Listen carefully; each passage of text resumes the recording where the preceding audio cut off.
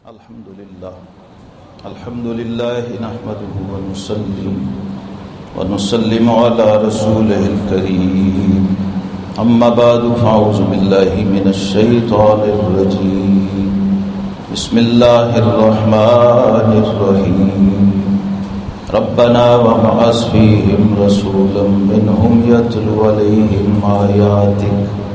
ويعلمهم الكتاب والحكمة ويزكيهم آمنت بالله صدق الله مولانا العظيم وصدق رسوله النبي الكريم الأمين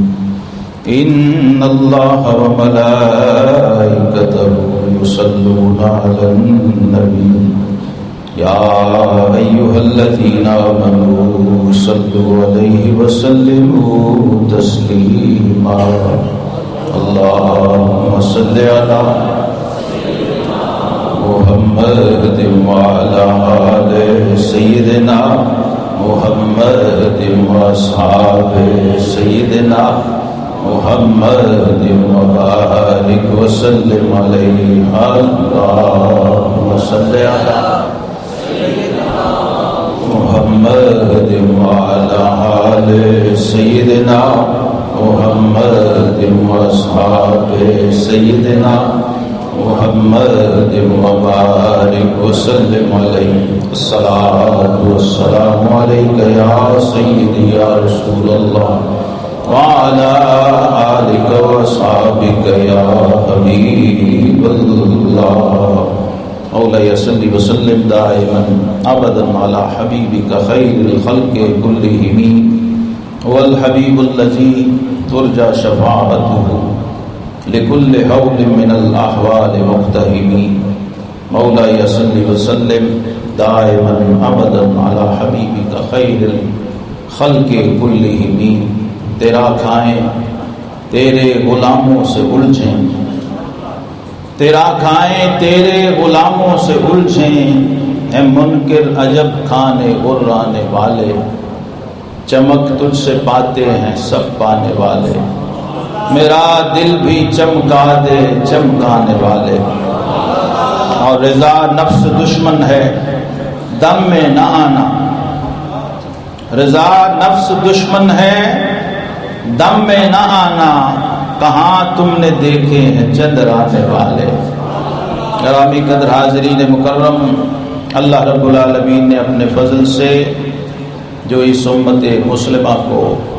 عظیم الشان نعمت سے نوازا اس ماہ ربیع النور شریف میں اور اس ماہ مبارک کی 12 تاریخ کو حضور علیہ السلام کی تشریف آوری یوم الاثنین پیر کا دن ہے یہ تاریخ اور یہ دن مسلمان کو یاد رکھنے چاہیے ہمارے آقا نبی رحمت صلی اللہ تعالی علیہ وسلم نے صحابہ کرام کو اور اپنی امت کو ایک بڑی قیمتی چیز کی طرف متوجہ کر کے فرمایا تھا کہ اے میری امت اور اے میرے صحابہ میرے رب نے کیونکہ اس زمانے میں عرب میں کوئی مستقل حکومت نہیں تھی یہ بات ذرا دھیان سے سمجھیں عرب میں کوئی بادشاہ نہیں تھا قبیلے تھے کوئی مستقل نظام حکومت بھی نہیں تھا دنیا میں بس 2 بڑی حکومتیں اور بڑی سپر پاورز تھیں ایک قیصر اور ایک کسریٰ ایک ایران تھا اور ایک روم تھا تو آقا کریم علیہ السلام نے اس زمانے میں جو سب سے بڑا عرب کے قریب ترین بادشاہت تھی اور نظام حکومت تھا اس کی طرف اشارہ کر کے فرمایا کہ لوگوں میرے رب نے مجھے ایک عادل بادشاہ کے دور حکومت میں پیدا کیا یہ بھی حضور علیہ السلام کی رحمت للعالمین کی ایک جھلک تھی کہ جب جس سال پیدا کیا وہ سال تھا عام الفیل ہاتھیوں والا سال تھا الم تر کیف فعل ربک باصحاب الفیل والا سال تھا الم یجعل کیدہم فی تضلیل وارسل علیہم طیرا ابابیل ترمیہم بحجارۃ من سجیل. جیسے آج رب نے بیت المقدس میں کوا بھیجا ہے اور اس نے باطل کا جھنڈا اتار کے پھینک دیا، اور مسلمانوں کو، یہ انسانوں کے لیے اس وقت بھی آیا تھا، آج بھی آیا ہے، انسانوں کو یہ بتانے کے لیے کہ جب تم ایمان کے رستے سے ہٹو گے تو پھر اللہ ابابیلوں سے بھی کام لیتا ہے، کووں سے بھی کام لیتا ہے. یہ دعوت فکر ہے. ترمیہم بحجارۃ من سجیل فجعلہم کعصف مأکول. تو اس سال کا نام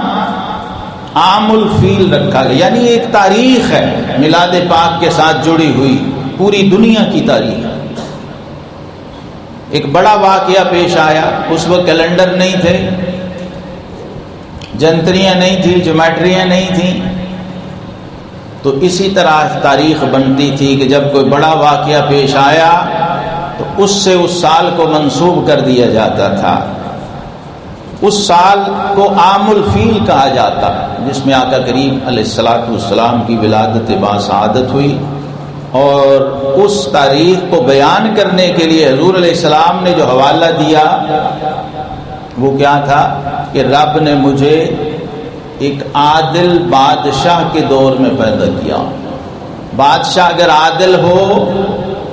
تو نبوت اس کا حوالہ پیش کرتی ہے، اور جب ظالم ہو جائے، عدل سے ہٹ جائے تو پھر ہلاکت اور بربادی کا پیش خیمہ ہوتا، کیونکہ عدل کی ضد ظلم ہے. اور اسلام دنیا میں عدل کے لیے آیا، انصاف کے لیے آیا. اللہ نے اپنے حبیب کریم علیہ السلام کو رحمت للعالمین بنا کے اسی لیے بھیجا کہ دنیا کو حق و باطل کا فرق سمجھائیں، عدل اور ظلم کا فرق سمجھائیں. تو اس وقت حالانکہ وہ بادشاہ مسلمان نہیں ہے، یہ بات سمجھنے والی ہے، وہ ایران کا بادشاہ ہے، وہ مسلمان بادشاہ نہیں، لیکن چونکہ عادل بادشاہ تھا، اس کے نام کا حصہ تھا، اسے کہتے تھے نوشیروان عادل. تو اس کا حوالہ حضور علیہ الصلوۃ والسلام نے خود ارشاد فرمایا کہ بادشاہ اگر کافر بھی ہو اور عدل کرے تو وہ پسندیدہ ہے. اور سیدنا علی المرتضیٰ شیر خدا رضی اللہ تعالیٰ فرماتے ہیں کہ حکومتیں کفر کے ساتھ قائم رہ سکتی ہیں، ظلم کے ساتھ قائم نہیں رہ سکتی. عدل اور انصاف یہ دنیا میں اتنا ضروری ہے، دنیا کی بقا کی ضمانت ہے. کفر کے ساتھ دنیا قائم رہ سکتی ہے، ظلم کے ساتھ دنیا قائم نہیں رہ سکتی. آج دیکھیں بیت المقدس میں اسرائیل میں جو ظلم ڈھایا جا رہا ہے، اور لوگ سمجھ رہے ہیں کہ شاید ہم محفوظ ہیں. ایسا نہیں ہے. خاص طور پہ جو مسلمان ہیں، کوئی انسان بھی محفوظ نہیں. اگر اس درجے کا کہیں کوئی ظلم ہو رہا ہے تو باقی دنیا یہ نہ سمجھے کہ ہم امن میں ہیں. اگر آپ کے علم میں ہے، آپ دیکھ رہے ہیں کہ بچوں کو شہید کیا جا رہا ہے، عورتوں کی عصمت دری ہو رہی ہے، اور اللہ کے اس حرم کی حرمت پامال ہو رہی ہے، اور عالم اسلام خاموش ہے اور ٹس سے مس نہیں ہے، تو یہ اس کا کیا مطلب ہے کہ آپ اللہ کے غضب کو دعوت دے رہے ہیں. اگر آپ تکلیف کا اظہار نہیں کر رہے، احتجاج نہیں کر رہے، اور باطل اور ظلم کے خلاف آواز نہیں اٹھا رہے، خاموش ہیں، تو آپ اس میں شامل ہیں. یہ یاد رکھیں. اگر آپ ظلم کے خلاف اپنا احتجاج ریکارڈ نہیں کراتے تو آپ ظلم کا حصہ ہیں. تو اس سے بچنے کا کم از کم طریقہ کیا ہے کہ آپ اس کے خلاف آواز تو اٹھائیں. آپ کہیں تو صحیح کہ یہ ظالم ظلم کر رہا ہے، ہم اس کے ساتھ نہیں ہیں، اس سے برات کا اعلان کریں، اظہار کریں کہ ہم اس کے ساتھ نہیں ہیں۔ اسرائیل یہودیت کا نمائندہ ہے پوری دنیا میں، یہ سب جانتے ہیں، اور عالم اسلام پورے کا پورا ایمان کا نمائندہ ہے۔ تو مسلمان کو اس ظلم کو آج شروع نہیں ہوا، یہ جب سے پاکستان بنا ہے اس وقت سے یہ بھی ساتھ جاری ہے۔ جیسے آدم علیہ السلام کو اللہ نے بنایا، ساتھ ہی ابلیس اور شیطان تیار ہو گیا تھا، ایسے ہی ایمان کی نمائندگی کے لیے پاکستان معرض وجود میں آیا تھا، اور شیطان اور کفر کی ترجمانی کے لیے اسرائیل وجود میں آیا، اور یہ ساری دنیا جانتی ہے کہ یہ ناجائز حکومت ہے، اس کا کوئی آئینی وجود نہیں۔ اور ہمارے قبلہ اول اور اس کے ارد گرد رہنے والے مسلمان، یہ وہ مقدس پٹی ہے جس پر امام الانبیاء نے 1,24,000 نبیوں کو نماز پڑھائی۔ آپ سب جانتے ہیں صاحب التاج والمعراج یہیں سے معراج پہ گئے، مکہ سے معراج پہ نہیں گئے، خانہ کعبہ سے معراج پہ نہیں گئے، من المسجد الحرام الی المسجد الاقصی۔ آج تک کفر مسجد اقصی کو بھی چھپانے کی کوشش میں ہے کہ لوگ اس کی اصل تصویر بھی نہ دیکھ لیں۔ وہ جو قبۃ الصخرہ ہے گولڈن، اس کو دکھاتے ہیں اور لوگ سمجھتے ہیں کہ یہ مسجد اقصی کا گنبد ہے، حالانکہ مسجد اقصی کا گنبد اس کے ساتھ ہے جو سرمئی رنگ کا ہے، گرے کلر میں۔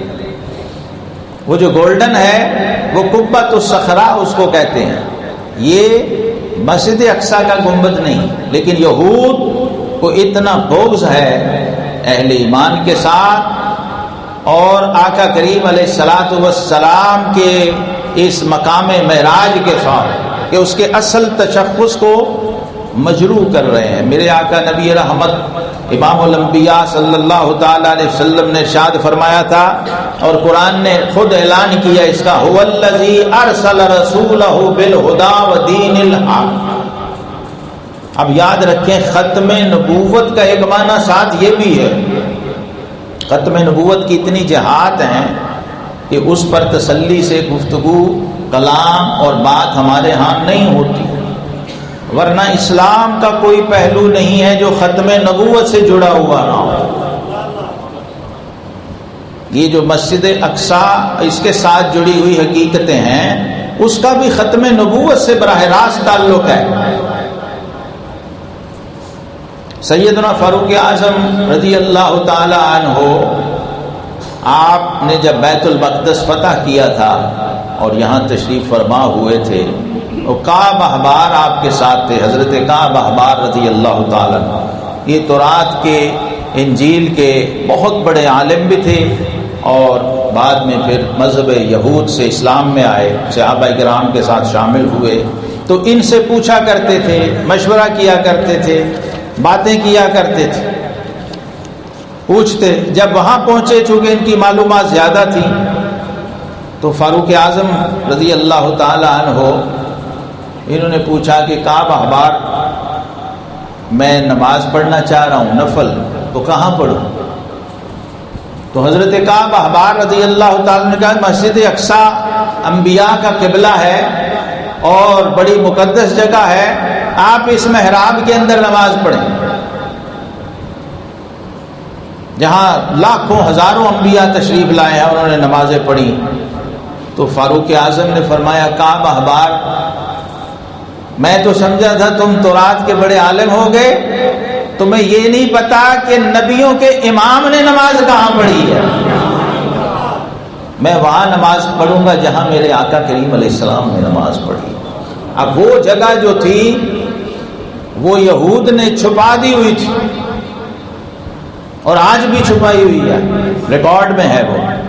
بلکہ معاذ اللہ وہاں کوڑا کرکٹ پھینک کے اسٹور بنایا ہوا۔ تو فاروق اعظم نے سب سے پہلے جا کے وہ ٹکڑا ڈھونڈا جہاں پر میرے آقا کے قدموں کے نشان ہیں اور آپ نے نماز ادا کی وہاں سجدہ کیا۔ کہ بیت المقدس میں بھی صحابہ جا رہے ہیں اور امیر المومنین جا رہے ہیں تو یہ تلاش کر رہے ہیں کہ امام الانبیاء صلی اللہ علیہ وسلم کے قدموں کے نشان تھا۔ پھر وہاں صفائی کروائی خود کی، بلکہ تاریخ کی کتابوں میں ہے اپنا کرتا اتارا اور اس کے ساتھ اس زمین سے جو گرد غبار تھا اس کو صاف کیا۔ اور دنیا نے دیکھا کہ 26 لاکھ مربع میل کا حاکم یہ کیسی جگہ ہے کہ اپنی قمیض اتار کے اسے صاف کر رہا ہے۔ عالم کفر کو یہ پیغام دیا کہ ہمارے آقا کریم علیہ السلام کے ساتھ تعلق کیسا ہو۔ وہ جو یہود تھے اس وقت ظاہر ہے یہ فتح ہو چکا تھا، پھر آپ کے اسی کردار اور عمل کا نتیجہ تھا کہ وہ تابع بھی ہوئے، کلمہ بھی پڑھا اور مسلمان بھی ہوئے، اور پھر یہ جنگ جاری رہی۔ اس کے بعد پھر یہود نے قبضہ کیا، پھر صلاح الدین ایوبی نے دوبارہ اس کو آزاد کروایا اور پھر یہ ضد لگی۔ یہ تو بہت بڑی ایک تاریخ ہے، لیکن میں عرض صرف یہ کرنا چاہ رہا ہوں کہ یہ جو بیت المقدس میں جاری ہے یہ بھی حق اور باطل کی جنگ ہے، اور یہ اللہ کا وعدہ ہے مسلمانوں کے ساتھ، اس امت کے ساتھ۔ هو الذی ارسل رسولہ بالہدی ودین الحق، وہی ذات ہے جس نے اپنے حبیب کو دین حق کے ساتھ مبعوث فرمایا۔ دین حق اور ہدایت کے ساتھ بھیجا ہے، اور اس بھیجنے کا مقصد کیا ہے؟ لِيُظْهِرَهُ عَلَى الدِّينِ كُلِّهِ، تاکہ اس دین کو جتنے باطل نظام ہیں ان پر غالب فرمائے۔ وَكَفَى بِاللَّهِ شَهِيدًا، اور بے شک اللہ کی گواہی اس پہ کافی ہے۔ جناب ابراہیم خلیل علیہ السلام نے جب بیت اللہ شریف کی تعمیر فرمائی تھی، اور خود حضور علیہ السلام نے اس کا ذکر کیا اور اس کا حوالہ دیا ہے احادیث میں، بس وہ حدیث آج میں آپ کو پوری تسلی تشبیہ کے ساتھ عرض کرتا ہوں کہ آقا کریم علیہ السلام اپنے میلاد دنیا میں تشریف آوری اور اس کے مقصد کو خود بیان کر رہے ہیں، قرآن کی آیتیں بھی پڑھ رہے ہیں، یہی جو علماء اہل سنت پڑھتے ہیں، اور ساتھ حوالہ ارشاد فرما رہے ہیں۔ جب صحابہ کرام نے پوچھا تھا، قرآن پاک میں یہ معروف آیت جو جناب ابراہیم خلیل علیہ السلام کی دعا ہے، جس میں آپ نے اپنے رب سے کہا تھا ربنا وابعث فیہم رسولا، اور یہ اس وقت کہا تھا جب بیت اللہ شریف کی دیواریں اٹھا رہے، کعبۃ اللہ کی تعمیر ہو رہی تھی، اس وقت جو دعائیں مانگی اس میں سب سے آخری اور جامع دعا یہ تھی کہ مولا تیرا حکم آیا، میں نے تیرا گھر بنا دیا، کعبہ بنا دیا، اس کی بنیادیں اور دیواریں اٹھا دیں، اب آخری بات یہ مانگتا ہوں کہ میرے مالک وہ اپنا حبیب جو تو نے سب سے آخر میں بھیجنا ہے وہ اب بھیج دے، اسی جگہ بھیج دے اور میری اولاد میں سے بھیج دے۔ اسی شہر مکہ میں یہ دعا ہوئی، اور اسی شہر مکہ میں رب کائنات نے اپنے حبیب کریم علیہ السلام کو مبعوث فرمایا، اور ساتھ جو بیٹے دعا کر رہے تھے حضرت اسماعیل علیہ السلام، وہ دعا پہ آمین کہہ رہے تھے، ساتھ ساتھ اپنے والد کو مٹیریل مٹی گارا پہنچا رہے تھے، اور جناب ابراہیم علیہ السلام نے جب یہ دعا کی تو انہوں نے آمین کہا، حالانکہ دوسرے بیٹے اسحاق علیہ السلام ہیں ابراہیم علیہ السلام کے، اور باقی پچھلے سارے نبی ان کی اولاد میں آئے ہیں۔ حضرت عیسیٰ علیہ السلام تک جتنے نبی ہیں وہ آل اسحاق ہیں، لیکن یہاں جس بیٹے نے دعائے خلیل پہ آمین کہا اللہ نے اسی کو چن لیا اور اپنے حبیب کو آل اسماعیل میں بھیجا۔ یہ آج دھیان سے میلاد کی برکت سے یہ بات سمجھ لیں، کبھی آپ کے ذہن میں یہ سوال اللہ کرے آیا ہو، نہیں آیا تو آج ذرا یہ سوچیں کہ یہ یہودیوں کو ہم سے کیا دشمنی ہے؟ کوئی زمین جائیداد کا جھگڑا ہے، کوئی انہوں نے ہمارے بڑے بزرگوں کو مارا ہے یا ہم نے مارا ہے، کوئی ایسا کیس نہیں ہے، ہمارا ان کے درمیان کوئی ایسا جھگڑا نہیں۔ عیسائیوں سے ہے، عیسائیوں سے صلیبی جنگیں ہوئی ہیں، صدیوں ہماری جنگیں ہوئی ہیں، کیسر روم سے لے کر یہ سلطنت عثمانیہ تک یہ جنگیں ہوئی ہیں۔ یہ بات سمجھ آ رہی ہے میری آپ کو؟ ان کو کیا مسئلہ ہے ہم سے، مسلمانوں سے؟ کیا جنگ ہے، کیا لڑائی ہے؟ وہ یہاں اسی آیت میں ہے۔ حضرت ابراہیم نے دعا مانگی، اللہ نے دعا قبول کر لی، اور بنی اسرائیل میں جتنے نبی آئے تھے پہلے سارے عیسیٰ علیہ السلام تک، جب امام الانبیاء کی باری آئی اور جس نبی کی سب نبی بشارتیں دیتے آ رہے تھے، تو اس کو جب پیدا کیا تو کیا کیا؟ اس کو اسحاق کی بجائے اسماعیل علیہ السلام کی اولاد میں سے۔ اللہ رب العالمین نے جب امام الانبیاء والمرسلین صلی اللہ تعالی علیہ وسلم کو حضرت اسماعیل علیہ السلام کی آل اور اولاد میں مبعوث کر دیا، تو بنی اسرائیل جتنے تھے یہ بغض میں اور دشمنی میں آ گئے۔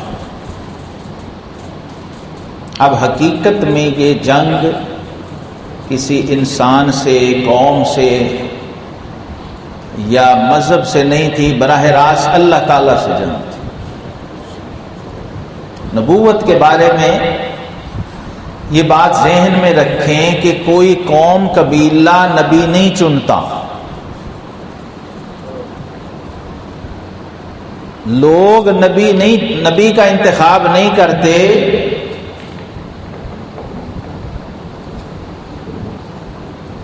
بلکہ رب کائنات نے فرمایا اللہ عالم حیث یجعل رسالتہ، یہ اللہ کو پتہ ہے کہ اس نے اپنی رسالت کا نور کس کے سینے میں رکھنا۔ یہ ختم نبوت کو بھی اگر سمجھنا ہے تو یہی فارمولا، جھوٹے مدعیان نبوت کذاب اور دجال جو لوگوں کو دھوکہ دیتے ہیں وہ اسی فارمولے سے دیتے ہیں۔ اگر آپ کو یہ معلوم ہو کہ نبی عقیدت مند یا مقتدی یا پیروکار نہیں بنا سکتے، نبی وہی بنے گا جس کو اللہ رب العزت اپنا نبی چنتا۔ یہ اللہ نے قانون بتا دیا، اللہ یصطفی من الملائکۃ رسلا ومن الناس، اللہ اپنے رسول چنتا ہے انسانوں میں سے بھی اور فرشتوں میں سے بھی۔ یہ وہ چیز تھی پہلی جو بنی اسرائیل میں اور یہود کے اندر پیدا ہوئی، بغض مصطفیٰ صلی اللہ علیہ وسلم کے سلسلے، اور حالانکہ یہ سب سے زیادہ جانتے تھے، سب سے زیادہ علم ان کو تھا کہ یہی اللہ کے سچے نبی ہیں، یہی خاتم الانبیاء والمرسلین، اور یہی وہ ذات پاک ہیں جن کی نشانیاں اللہ نے اپنی کتابوں میں اتاری ہیں، جانتے تھے۔ اور اللہ نے اس کی قرآن میں گواہی دی ہے کہ یعرفونہ کما یعرفون ابناءہم، فرمایا یہ میرے حبیب کو اس طرح پہچانتے ہیں جیسے اپنی اولاد اور بیٹوں کو پہچانتے ہیں، لیکن پھر بھی منکر ہو گئے، پھر بھی انکار کر دیا آنکھوں سے دیکھ کے۔ اس کے پیچھے جو سب سے بنیادی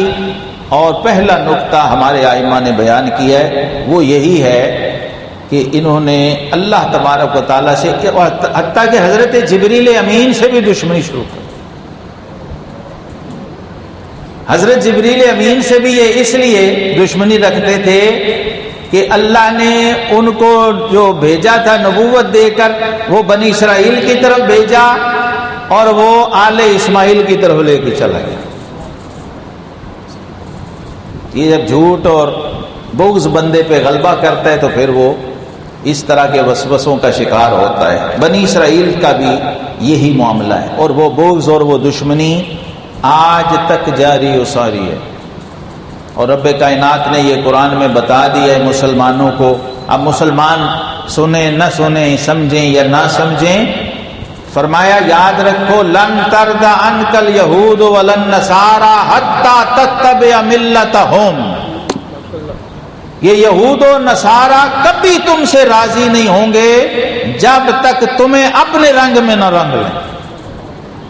تم ان کی پیروی نہ شروع کر دو، ان کے تابع نہ ہو جاؤ، یہ تم سے راضی نہیں۔ اور آج دیکھ لیں پوری دنیا میں یہی ہو رہا ہے، جو مسلمان اس کفر کے رنگ میں رنگین ہو رہے ہیں، ان کے مطابق چل رہے ہیں، وہ بچے ہوئے ہیں، اور جو نہیں چل رہے وہ ان کی زد میں۔ تو آقا کریم علیہ الصلوۃ والسلام نے ان آیات کے حوالے دے کر جب صحابہ نے پوچھا تھا نا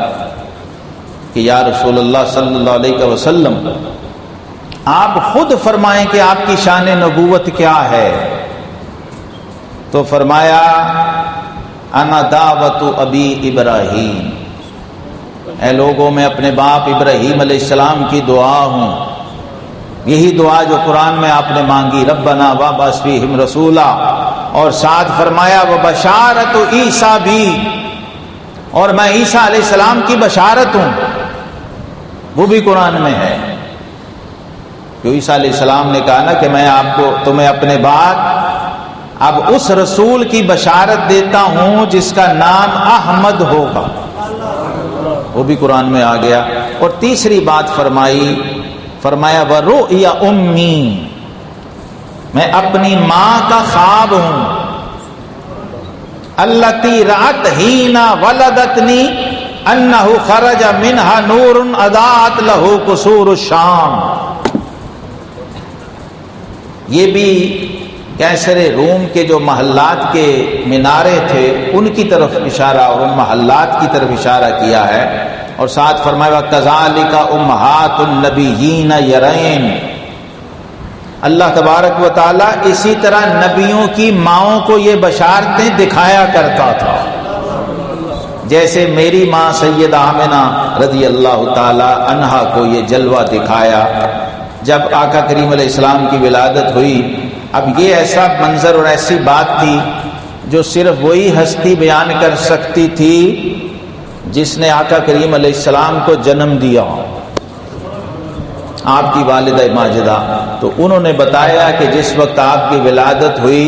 تو ایسا نور نکلا کہ مکے میں بیٹھ کے اس نور کی روشنی میں مجھے شام کے محلات دکھائی دینے لگے۔ یہ اس نور کی برکت تھی، اور یہ اس نور ہی کی برکت ہے کہ آج دنیا میں حق موجود ہے، آج دنیا میں اللہ کی وحدانیت کا عقیدہ موجود ہے اور اسلام کا نور موجود ہے۔ رب کریم اس عقیدے پہ ہمیں استقامت عطا فرمائے۔ وآخر دعوانا